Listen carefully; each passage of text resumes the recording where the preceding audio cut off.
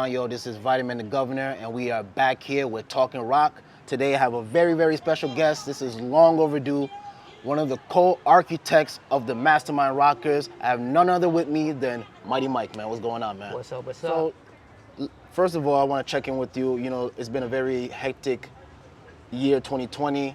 The pandemic happened, so I just want to check in with you overall. Like, how are you doing? I'm doing good, man. Honestly, like, being secluded, locked down for a little while, you know, it kind of gave me time to rethink a lot of things, you know.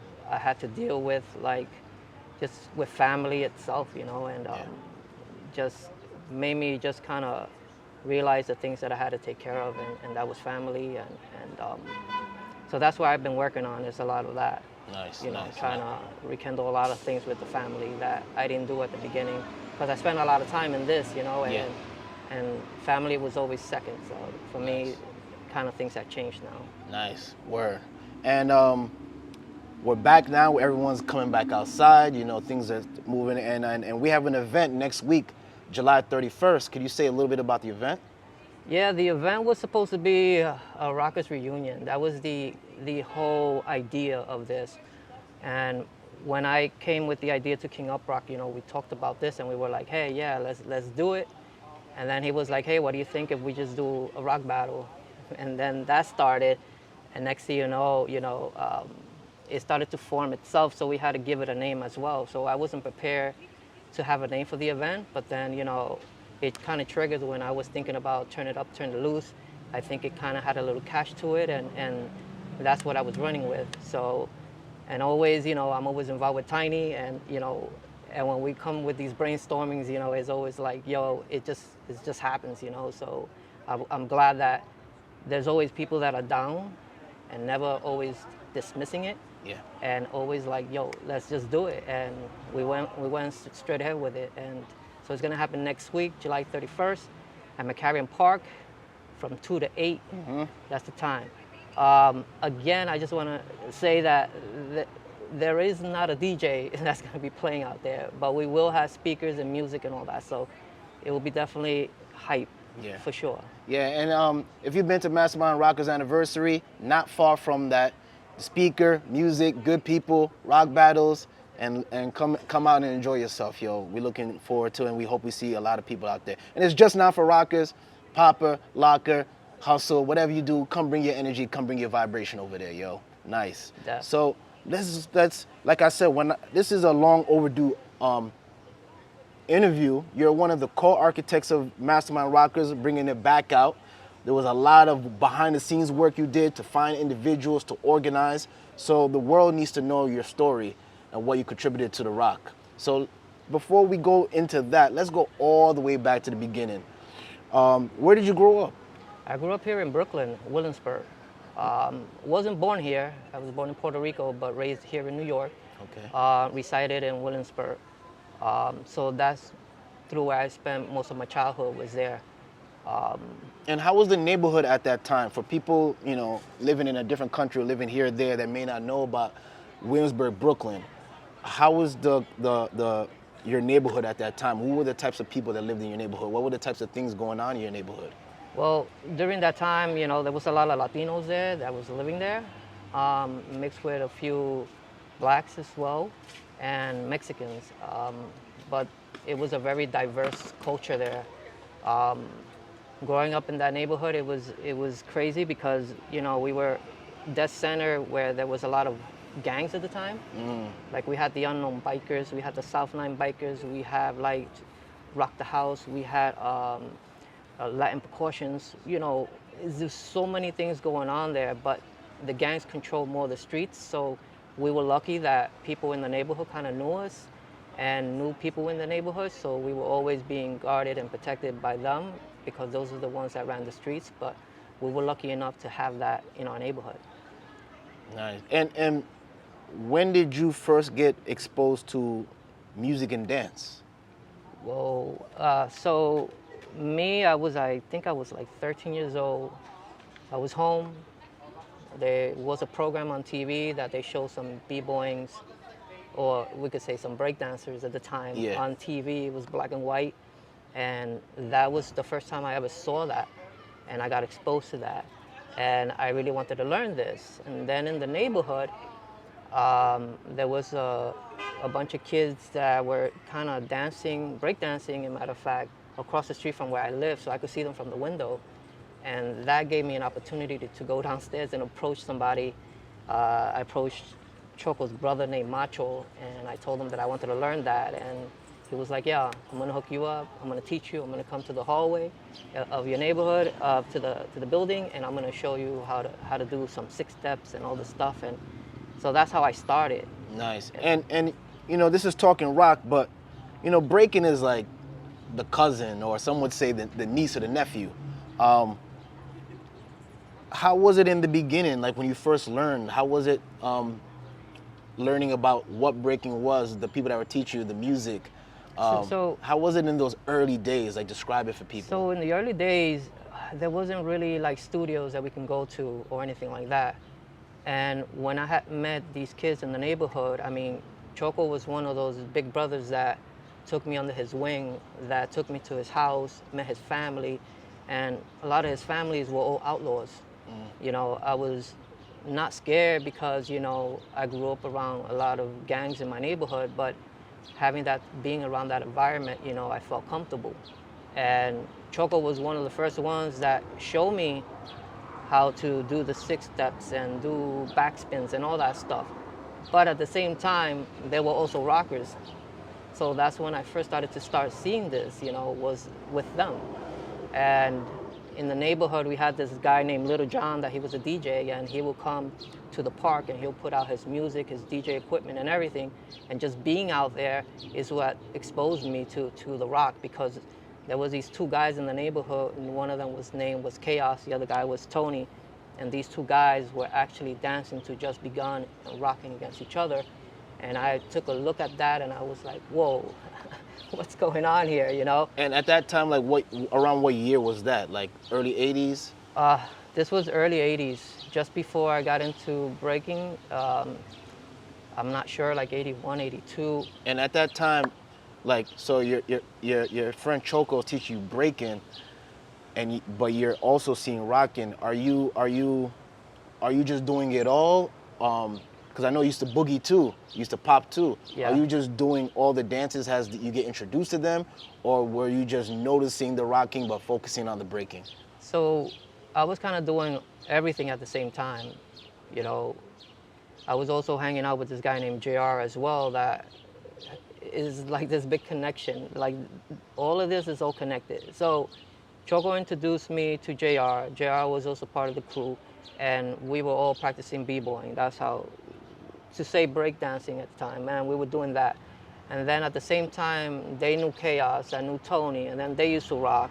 And then that led from me meeting also Ringo at the time. So it was this whole thing of this connection. But yes, I was introduced to popping a little after learning breaking first. So it was just kind of like I needed to do both, because I had to compete against this kid, and that's why they were teaching me how to pop. And then another one was teaching me how to break, because they wanted me to battle this little guy named Spin Rock. And I was kind of like all in this whole mix of music and dancing. And so I was exposed really early to it, and that's what got me involved into this, really early in the 80s. Wow. And at that time, because the 80s was what some people would call like the explosion or the exploitation era. The movies, the music videos, the productions, different jams in different parks all over the city, whether it's Manhattan or Brooklyn. How was that era for you, learning, you're getting introduced to this culture, but now it's like popping, it's on and popping everywhere. How was that time period? I mean, it was a little crazy because, you know, being 13, you know, my mother didn't allow me to go out up to a certain time, but Choco was the one that, you know, was able to take me out.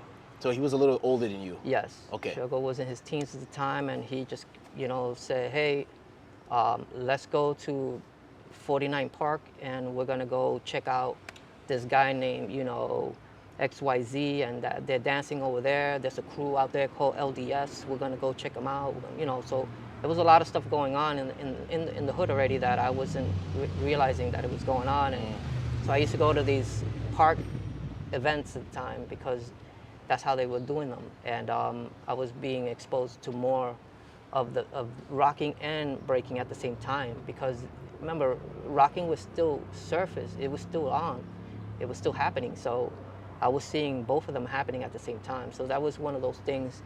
I mean, I've been to Taylor White's community center where they actually had a rock battle before a b-boy event, so it was kind of like happening at the same time. So, you know, I think it's very interesting that you say that. You say that it was all going on at the same time. How did people receive rocking at the time? Did they look at it separate from breaking? Was it like, you know how today we separate things by categories, but the way you kind of express it, it almost seems like, you know, someone could go in there and do a 6-step and do their thing, but someone could also come in and maybe just focus on that. Was it all going, when you say all going at the same time?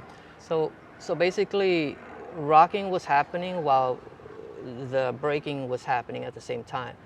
The only thing is that I wasn't, they did not talk to me more about the uprocking part of it, and I didn't know any history about it, so we couldn't share any ideas or any stories because, you know, at the time when they were already rocking and having these battles and b-boying was happening together, we wasn't connected. You know, like they did their thing, Yeah. and they finished, they were out, and then b-boying was just do their thing. So these were the things that was happening. So no one really came across to us and was like, yo, you know, I want to learn how to break dance myself, you know.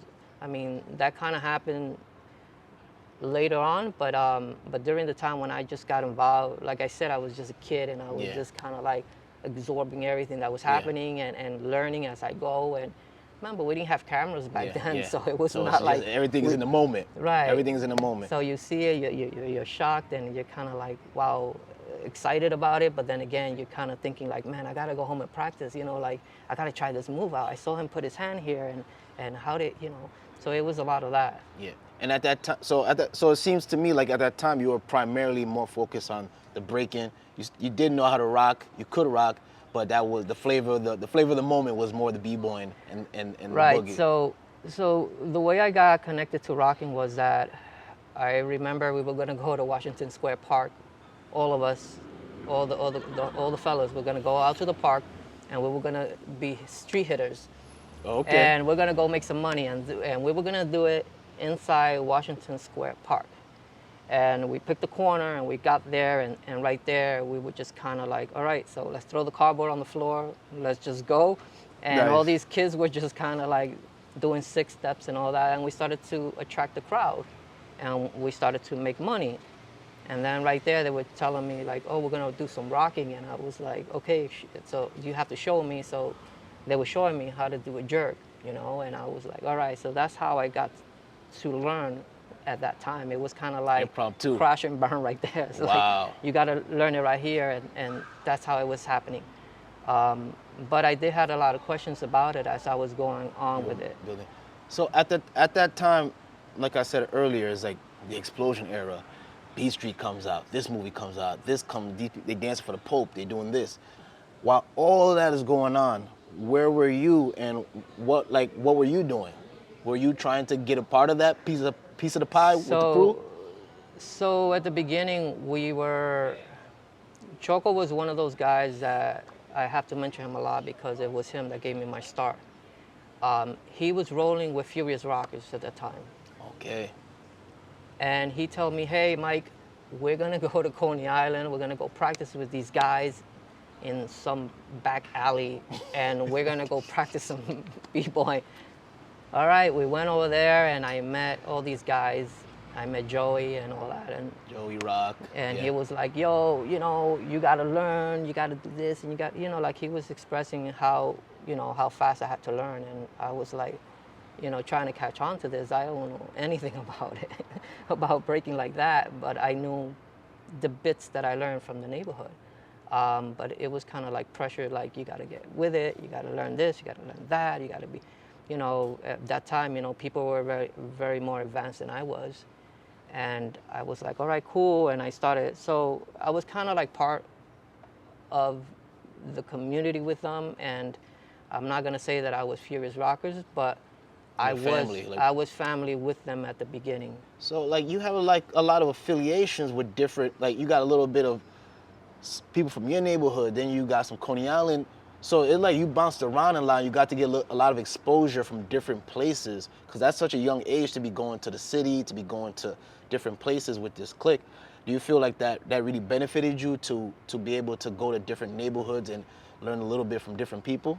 Yeah, I mean, it kind of helped a lot because it kind of opened my eyes to the bigger picture, you know, especially when you're seeing breaking for the first time. It's just like, wow, it was a wow moment, you know, for me. But then to see so many people doing it at that time, I didn't know how far off I was, you know, and seeing all types of move happening and people doing these crunch mills and these hang glides and turtles and all that, and I was already like, wow, shocked just by seeing all this. But there was a big majority of groups that were already out there that I didn't know about. I was just only getting exposed to that little bit of what I saw at the beginning. But then I heard about all these other crews and I was like, oh, where do we go see these people, you know? And then that's when I heard we got to go to Roxy's, you know? And I was like, what? Describe that, man, for people that don't know. Like, describe the Roxy's. The Roxy's was one of the first clubs that ever opened the doors to everyone, which it was breaking, popping, locking. You know, it was exposed to even a crew called Unique Dancers were in there, that they were like lofters at the time, that we were all in one house under one roof, just all mixed. And inside the Roxy's, it was crazy because you had like 6 or 7 ciphers going on all at the same time. The place was a roller skating ring, so it was really big. So the dance floor was humongous, and it had like this barricade that goes around like that. And inside there was just the massive of B-boys and B-girls and, you know, poppers and loggers. It was just a whole mix of cultures there.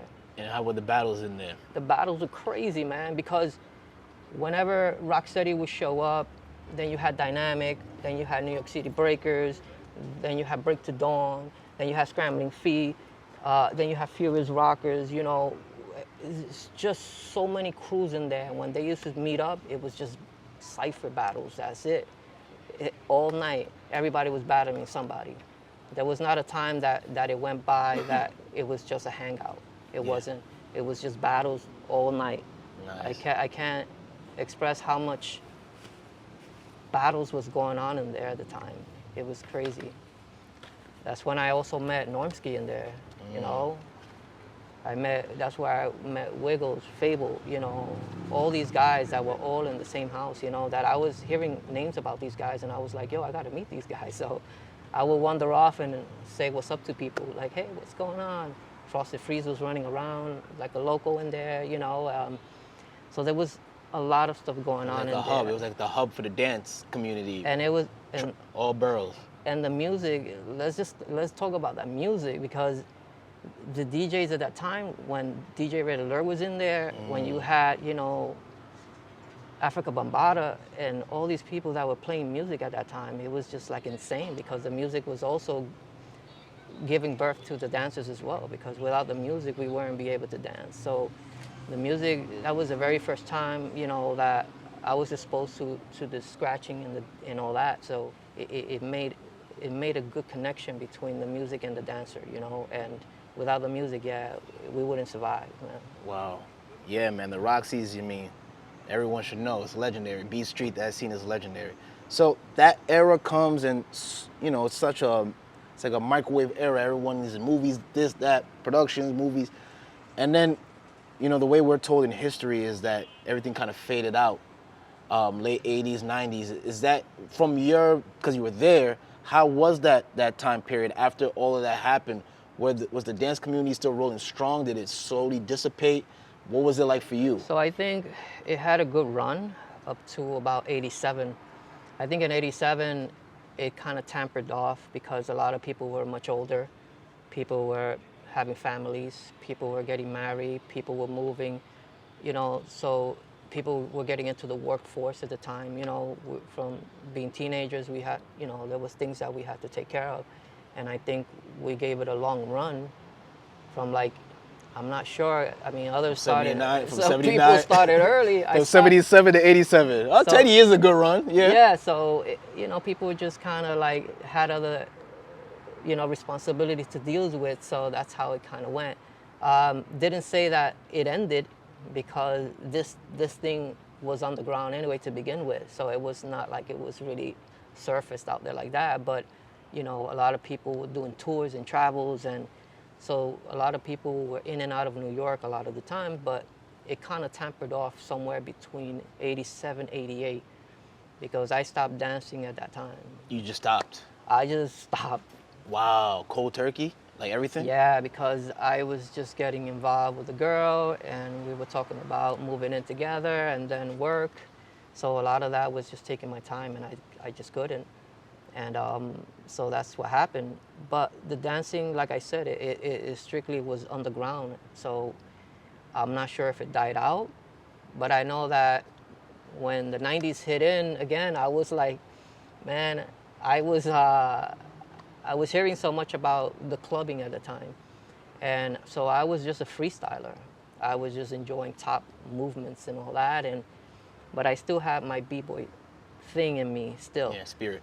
Right. So I heard about this club called Palladium. And I was like, yo, I got to check out Palladium. I heard so much about it. Funk Master Flex was, you know, spinning in there. Then you had like all these other DJs that were coming into that spot, but it was a very popular spot, and I was like, man, I gotta check it out. So I went in there, and I remember just getting into a cypher battle with Cyclone and Miss Twist. I didn't know who they were, and I said, yo, I want to vibe with them because they were breaking. And this was that was 90s, and I was like, yo. So you're coming back, you just trying to get your feet wet again. I was like, yo, I can do this. So I started to get down, and you know, he was like, yo, man, you got that old school flavor, man. Yo, you got to come down to the practice. I was like, what do you mean, the practice? Yeah, we have a practice called on 14th Street, PMT. You got to come there. You know this guy named Quick Step? And I was like, Quick Step? No, I don't know who Quick Step is. He said, yo, you got to come down. So he took me to the practice, and I met Quick Step for the first time there, and he introduced, and they were practicing it in this studio, and I've been out of the scene for a long time, and I was just like, I don't know what's going on here. You didn't know anybody. I didn't know. No He was familiar like, faces. no. Where's my old people? Where's my dudes I used to run with? It's like a whole new crop. He was like, yo, you know, man, I can definitely tweak you. You know, you got some stuff there. You know, let's see how you do with this and that.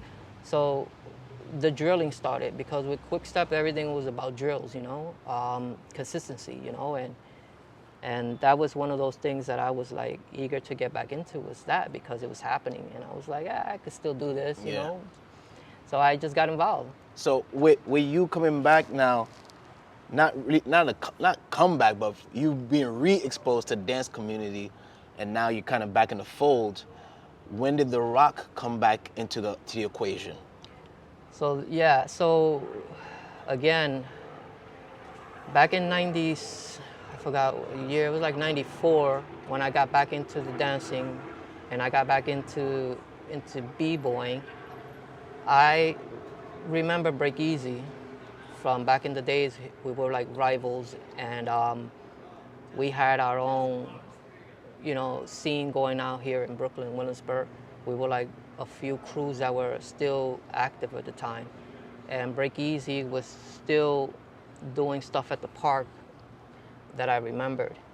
And McCarran Park. McCarran Park. Okay. Exactly. So he told me that there was a battle going on, that Ken Swift was doing something in Brooklyn, and there's gonna be a rock battle. And I was like, really? He says, you gotta come check it out.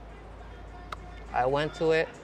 That was the first time that I got to see a rock battle, that it was just crazy, you know? And that's where the first time I met Rob Nasty was there at that time. 94? It was really early. And I was like... You talking about 1994? 94, to 95. Okay. And that's why I talked to Breakeasy about this, because we were trying to get these dates, these years and dates correct, because there was a lot of stuff going on. That's pretty early. So I was like, yeah. yo, when I saw this, I was like, because I joined Full Circle in 95. 95 to 96, I joined Full Circle. So earlier, before that, that was the window that I saw rocking. And so I got exposed to this, and Breakeasy told me, yo, you should join the rock battle. I was like, no, man, I'm not gonna join that. I'm just kind of watching. Who were the competitors at that time? I think it was, the finals was Pugs and Rob Nasty. Okay. And I was like, yo, like, yeah, that was the first time. I was there, I was kind of like hypnotized by everything, and I was like, wow, so I got exposed to this again. And I was saying to myself, like, wow, rocking, I guess it's happening. And I remember when I joined Full Circle in 95 to 96, Quick Step had told me, like, yo, we're gonna go to Brooklyn to this party that they're having out in Bushwick, and you gotta come down. So we got together and we went out there, and they were having like this crazy cipher of rock battles. Like, I was like, what's going on here? Like, I came to... And this is in the mid-90s? This was like, yeah, this was 95 or 96. Okay. And I was like, yo, what's going on here, you know? And I saw Charlie Uprock was in there, King Uprock was in there, Breakeasy, and other people that I didn't really know. But we went in there to kind of b-boy because we was invited. But they were having these crazy Apache lines that I had to jump on and rock, and which King Uprock has videos of this, and Breakeasy have pictures of this. Like, this is a lot of stuff that we haven't really talked about, but that was happening. And that's when I started to see rocking again, that it was happening. So I was like, wow. And did that spark a passion in you to now try to do your part to reinvigorate? Did it start there, or it was just a moment and then it kind of slowly build up to it? It was a moment that kind of gave me an enlightenment there, and I was like, man, I really didn't take to heart to it yet, you know? And then I remember somewhere like 98 or 99, Pro-Amp was happening really big in Florida. And Breakeasy was like, yo, they having a rock battle in Florida, so you gotta attend. So I said, yo, I'm gonna go. And at that time, it was, I think it was Mr. Luce was the judge, King Uprock, and someone else, I'm not sure who it was, that we actually had a rock battle in Pro-Amp in that year of like 88 or, it was, no, 98 or 99, I'm not sure. And they had a rock battle, and I was one of the contestants in that rock battle. I think that I went into the semifinals against Breakeasy, and I believe that, I think this girl won it. Her name was Karen at that time. Okay.